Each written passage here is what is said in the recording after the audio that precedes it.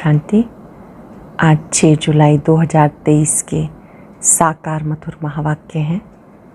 आज सतगुरुवार वरदानी दिवस है। परम सतगुरु के वरदानों से सदा प्राप्तियों का दिन है। आज बाबा ने बहुत ही सुंदर सुखद वरदान दिया है। स्वच्छ बुद्धि भव, होली हंस भव। संगम युग पर ब्राह्मण आत्माएं कभी भी कोई कमज़ोर विचार को स्थान नहीं दे सकती, क्योंकि आपको बाबा से दिव्य बुद्धि मिली है। आप होली हंस बुद्धि हो। होली हंस अर्थात गुण रूपी मोती चुगने वाले। होली हंस अर्थात सदा स्वच्छ पवित्र। इस समय आप बच्चों को सदा श्रेष्ठ बातों को ही स्वीकार करना है, कमज़ोर बातों को स्थान नहीं देना। जो शुद्ध संकल्प हैं वो बहुत कमाल करने वाले हैं। आज बाबा ने रियलाइज़ कराया कि इस ज्ञान मार्ग में गंभीरता का गुण होना चाहिए। आप बच्चों को माताओं को आगे रखना है, माताओं का बहुत सम्मान करना है। बाबा ने ज्ञान का कलश माताओं को दिया है। भले ही कहीं कुमार भी आगे होते हैं, लेकिन बाबा ने कहा बाबा ने ज्ञान का कलश माताओं को दिया है तो उनको आगे रखना है। जो भी कार्य करना है तो उनसे पूछ के करना है। साथ साथ बाबा ने पक्का कराया कि आप बच्चों को एक मत होके रहना है, क्रोध नहीं करना। क्रोध कांटा है, विकार है। बहुत बहुत मीठा बनना है। बाबा की ये आश है मेरे बच्चे बहुत मीठे बने, बाप को प्रत्यक्ष करें। सुनते हैं बाबा के मधुर बोल। बाबा ने कहा मीठे बच्चे, इस ज्ञान में गंभीरता का गुण धारण करना बहुत ज़रूरी है। इस ज्ञान में गंभीरता का गुण धारण करना बहुत ज़रूरी है। कभी भी अपना अभिमान नहीं आना चाहिए। माताओं का रिगार्ड रखो। क्वेश्चन है सभी बच्चों के प्रति बाप की आश क्या है, वो आश पूरी कब कर सकेंगे? सभी बच्चों के प्रति बाप की आश क्या है, वो आश पूरी कब कर सकेंगे? बाप की आश है बच्चे ऐसा पुरुषार्थ करें जो नर से नारायण बनकर दिखाएं। इसमें बाप का शो होगा। ऐसा शो निकालो जो बाप का भी गायन हो, बच्चों का भी गायन हो। बाप कहे बच्चे, अगर तुम नर से नारायण बनेंगे तो तुम्हारा भी मंदिर बनेगा, हमारा भी बनेगा। अगर तुम नर से नारायण बनेंगे तो तुम्हारा भी मंदिर बनेगा, हमारा भी बनेगा। ऐसा पूज्य बनने के लिए फॉलो फादर। अपने आप से प्रण करो, हम पूरा फॉलो करेंगे। प्रण करेंगे, हम पूरा फॉलो करेंगे। गीता जिस दिन से मिले हम तुमसे। ओम शांति। बच्चे महसूस करते हैं, बच्चों को भासना आती है। ज़रूर हम नई दुनिया के लिए सब नई बातें सुनते हैं। ये हमारी प्रीत नई लगती है और कोई की भी प्रीत सम्मुख परम पिता परमात्मा के साथ होती नहीं, और किसी की भी प्रीत परम पिता परमात्मा के साथ होती नहीं। तो ये नई बात है ना। तुम जानते हो बाबा पतित पावन है। पुरानी दुनिया को पतित, नई दुनिया को पावन कहेंगे। तो तुम्हारी प्रीत नई दुनिया से लगेगी। पुरानी दुनिया को पतित, नई दुनिया को पावन कहेंगे। इस समय तुम्हारी प्रीत नई दुनिया से है। जानते हो उसे शिवालय कहा जाता, इसको वैशाल्य कहा जाता। बरोबर यहाँ विकारी मनुष्य हैं। सतयुग में निर्विकारी हैं तो शिवालय कहेंगे ना। शिव बाबा ऐसी निर्विकारी दुनिया स्थापन करते हैं। जानते हैं बरोबर इस पुरानी दुनिया में देवताओं के चित्र हैं। जो देवताएं नई दुनिया में रहने वाले हैं। भारतवासी सब भूल गए, वो तो हिंदुस्तान कह देते। हिंदुस्तान हमारा प्यारा, हाँ ज़रूर प्यारा था। वास्तव में हिंदुस्तान नाम है नहीं, भारत खंड कहा जाता। तो बच्चे जानते बरोबर ये नई बातें लगती हैं। ऐसी बातें कभी नहीं सुनी। ये ज्ञान सारी दुनिया से निराला है। भारतवासियों के मंदिर भी बहुत हैं, क्रिश्चियन की एक ही चर्च होगी, फिर करके अलग अलग चर्च बनाएंगे। सत्युग में कोई मंदिर नहीं होता, क्योंकि चैतन्य देवताओं का ही राज्य चलता है। सत्युगी दुनिया में कोई मंदिर नहीं होता, क्योंकि चैतन्य देवताओं का राज्य चलता। देवताएं शिवालय नई दुनिया में राज्य करते थे। तुम जानते हो हम नई दुनिया में जा रहे हैं। ये भी ख्याल नहीं करना चाहिए कि बाबा ने ये नया मकान बनाया। वास्तव में पुरानी दुनिया में ये भी पुराना ही है। हमारी प्रीत अब नई दुनिया से लगी है। आत्माओं की परमात्मा के साथ प्रीत लगी है, जो सम्मुख बैठे हैं। मनुष्य समझते ब्रह्मा कुमार कुमारियों की ब्रह्मा से प्रीत लगी है। ऐसा कई सोचते हैं कि शायद ये ब्रह्मा बाबा से प्यार करते हैं, इनकी प्रीत उनके साथ है। जानते हो हमारी प्रीत एक शिव बाबा से है, दूसरा न कोई। भले तुम्हारा नाम बीके है, परंतु ब्रह्मा से प्रीत नहीं। ये ब्रह्मा तो देहधारी है, जन्म मरण में आते हैं। तुम्हें देह से संबंध नहीं जोड़ना। वह गुरु लोग तो अपना नाम रख देते सच्चिदानंद, परंतु सत्यचित आनंद स्वरूप एक परमात्मा को कहा जाता है। आत्मा सत्यचित आनंद स्वरूप है, ज्ञान स्वरूप थी।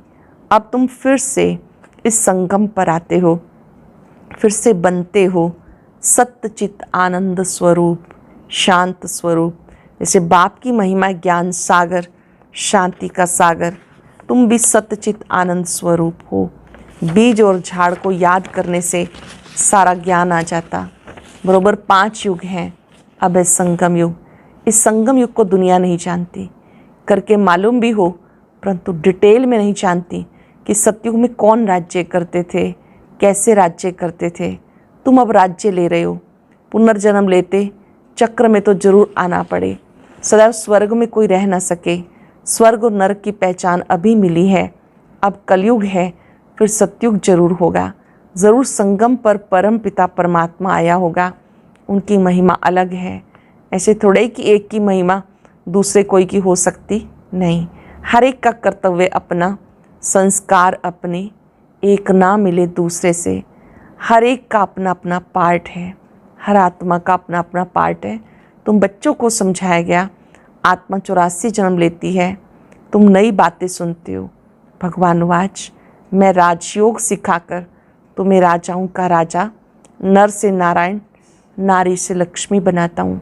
बाबा पूछते भी हैं तुम सूर्यवंशी नारायण बनेंगे या चंद्रवंशी राम बनेंगे। कहते बाबा एम ऑब्जेक्ट तो सूर्यवंशी बनने की है। नंबरवार तो होते हैं ना। बैरिस्टर कोई बहुत अच्छा, कोई हल्का होता। कोई सर्जन तो लाखों रुपया कमाते हैं, कोई बहुत थोड़ा कमाते हैं। पढ़ाई पे सारा मदार रहता। तुम्हारे में कोई तो बहुत कमाई वाले बनेंगे, तख्त पर बैठेंगे। ये दादा, ये इस समय तुम बच्चे सच्ची कमाई करते हो। तुम्हारे में कोई तो बहुत कमाई वाले बनेंगे, तख्त पर बैठेंगे। ये बड़ा बेहद का ईश्वरीय कॉलेज है। उन कॉलेज में हद होती है, इतने पास होंगे।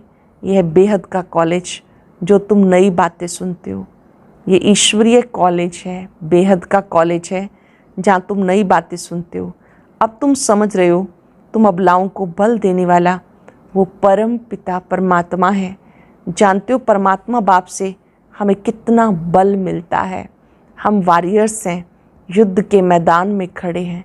नई बात है ना। गीता में पांडवों और कौरवों की लड़ाई दिखाई, परंतु लड़ाई की तो बात ही नहीं। हर बात नई है। श्री कृष्ण तो नई दुनिया में राज्य करते हैं। नई दुनिया का अल्लफ है। अल्लफ से लेके सब नई बातें हैं। नई दुनिया का अल्लफ है लक्ष्मी नारायण, फिर उनके पीछे उनके बच्चे। तो लक्ष्मी नारायण है सतयुगी नई सृष्टि के अल्लफ। यहाँ मनुष्य सृष्टि का रचयिता अल्लफ ब्रह्मा है। पहले पहले परम पिता परमात्मा अल्लफ, पीछे ब्रह्मा को अल्लफ बनाते, फिर लक्ष्मी नारायण को बनाते। सबसे ऊंची तो शिव बाबा हैं, फिर लक्ष्मी नारायण को बनाते हैं। फिर बाबा ने कहा आप ब्राह्मण, और ब्राह्मण कुल बनता है। यहाँ सृष्टि का रचयिता अल्लफ ब्रह्मा है। पहले पहले परम पिता परमात्मा अल्लफ, पीछे ब्रह्मा को अल्लफ बनाते, फिर लक्ष्मी नारायण को बनाते। यहाँ तुम ब्राह्मण कुल में हो। ब्राह्मण कुल का बड़ा ब्रह्मा ही गाया जाता। ब्राह्मण तो भले वह भी हैं, परंतु ब्रह्मा कुमार कुमारिया नाम कभी सुना है? गीता में भी नाम नहीं है। तो नई बात है ना। भारत को हिंदुस्तान कहने के कारण हिंदू धर्म कह देते, अपने प्राचीन धर्म की पहचान नहीं, जैसे कि देवता धर्म है नहीं, अपने धर्म को ना जानने के कारण कहते सब धर्म एक ही है। भले सब धर्म यहाँ रह सकते हैं, जिसको जो चाहिए सो रहे, फ्री है, सब धर्मों को मान देते हैं, कोई भी धर्म वाला आकर रह सकता है। बाहर में देखो, वह दूसरे धर्म वालों को निकालते रहते, सीलान बर्मा आदि से इंडियन को निकालते रहते।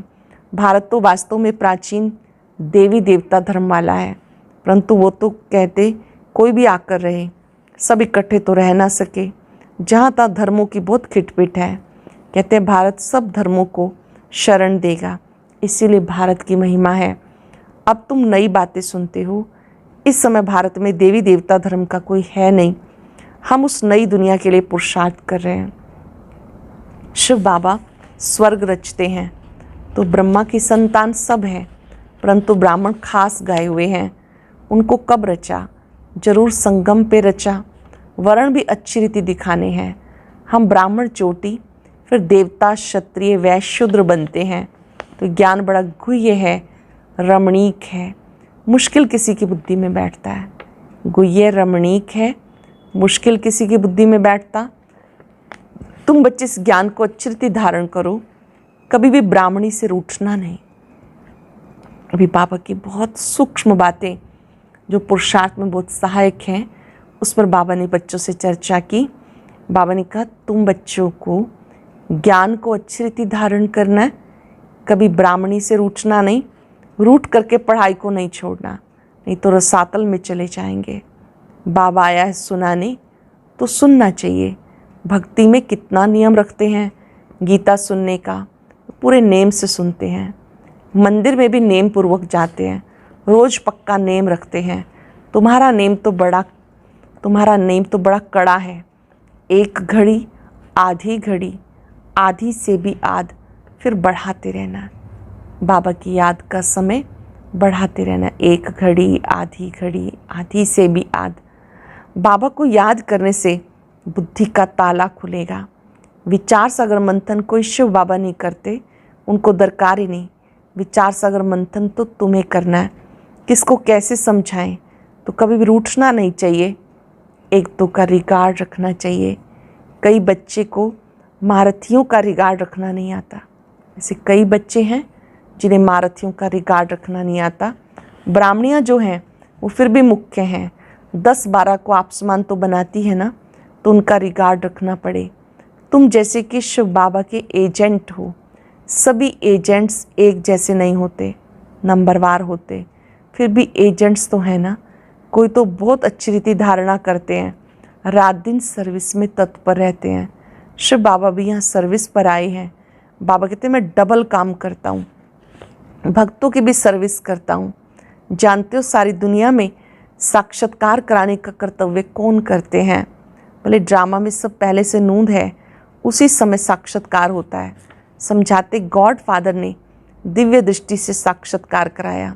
जहाँ तक साक्षात्कार होते, ये साक्षात्कार भी ड्रामा में नूंद है। इसमें बड़ी विशाल बुद्धि चाहिए। ये नई बातें, सृष्टि का चक्र बुद्धि में फिरना चाहिए। कोई कोई का ये स्वदर्शन चक्र अच्छा तीखा फिरता है, कोई का कम। तुम स्वदर्शन चक्रधारी हो, सर्विस के लिए बुद्धि चलती रहेगी नंबरवार। कोई का तो स्वदर्शन चक्र फिरता ही नहीं, हवा तो लगती है, कोई का बहुत तीखा फिरता है, कोई का कम फिरता है, कोई का तो बिल्कुल फिरता ही नहीं। स्वदर्शन चक्र नहीं फिरेगा तो क्या पद पाएंगे? तो ये नई बात हुई ना। बाबा समझाते वर्षा लेना है तो अभी लो, नहीं तो फिर पछताएंगे, रोएंगे। टीचर का शो करना पड़े। ये कितना बड़ा कॉलेज है, अच्छी रीति पढ़ते हैं तो पद भी अच्छा पाते हैं। प्रण करना चाहिए, हम पूरा फॉलो करेंगे। Follow father mother. ऐसे भी नहीं कि बैरिस्टर का बच्चा बैरिस्टर बनेगा, नहीं, कोई डॉक्टर बनेगा, कोई इंजीनियर, कोई शैतान डाकू भी निकल पड़ते हैं। बाबा कहते मेरा शो निकालने के लिए तुम नर से नारायण बन के दिखाओ। मेरा भी गायन होगा, तुम्हारा भी होगा, तुम भी देवता बनेंगे। हमारा मंदिर बनेगा तो तुम्हारा भी बनेगा। मुख्य मंदिर होना चाहिए एक शिव बाबा का, फिर उनके साथ ब्रह्मा और बच्चे। दिलवाड़ा मंदिर में वैरायटी है ना, यही बड़े से बड़ा यादगार है। दिलवाड़ा मंदिर बड़े से बड़ा यादगार है। तुम चैतन्य में बैठे हो, शक्ति की शेर पे सवारी, महारथी की हाथी पे सवारी दिखाते। गज को ग्रह ने हप किया, बाप की याद नहीं रहती तो माया ग्रह हप कर लेता है। याद नहीं करते बाबा को तो माया ग्रह हप कर लेता है। अच्छे अच्छे महारथियों को भी माया ग्रह खा लेती है। इसमें बहुत गंभीरता चाहिए, अभिमान नहीं आना चाहिए, मैं ये करता हूँ, मैं ये करता हूँ।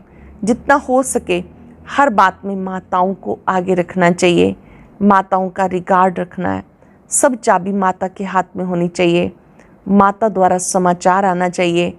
हाँ, कहाँ कहाँ कन्या अथवा माता से कुमार कुमारियाँ होशियार होते हैं, उनको फिर राय लिखनी है।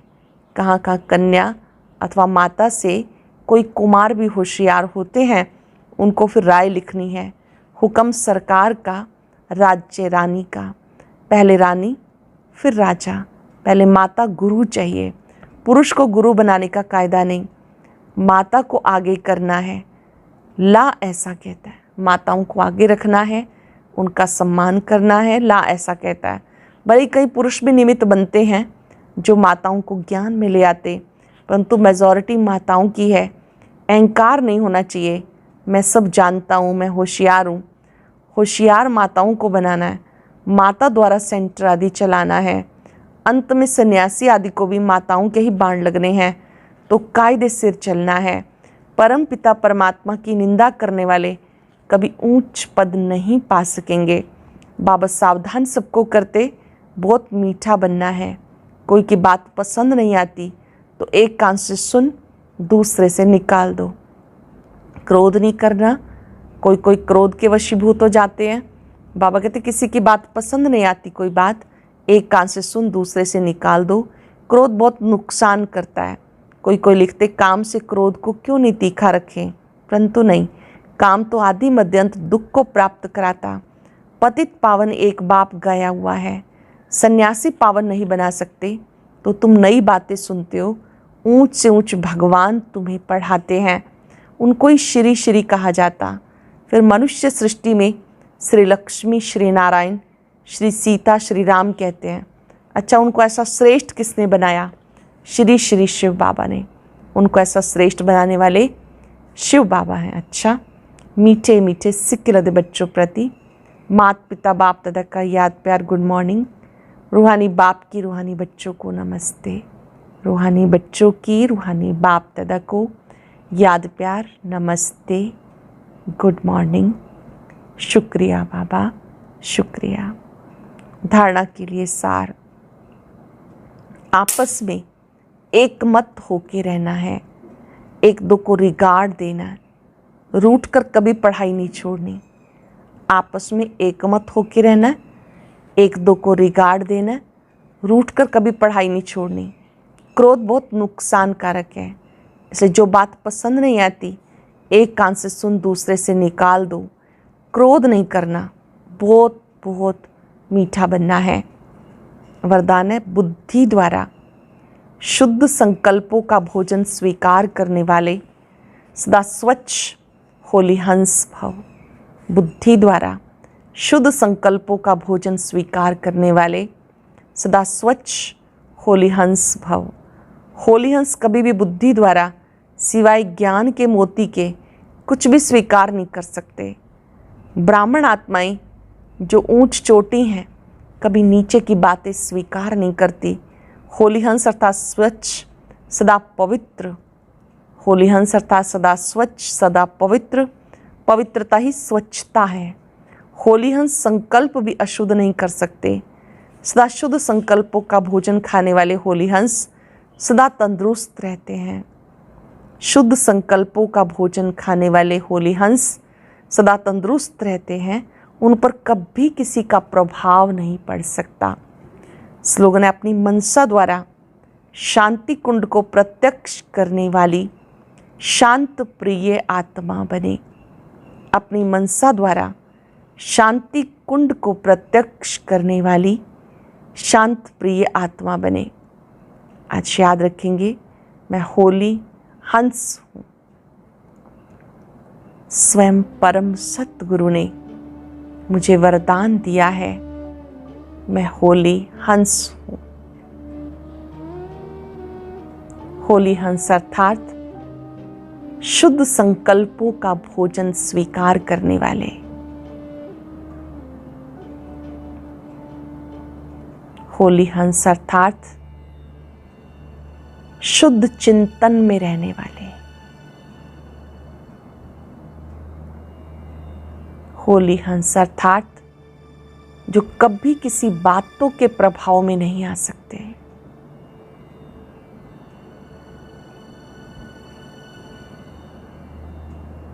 महसूस करें, बाबा ने मुझे राइट डायरेक्शन दी है,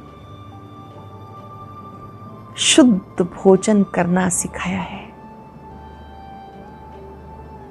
किसी की कमी कमजोरी देखना अशुद्ध भोजन है।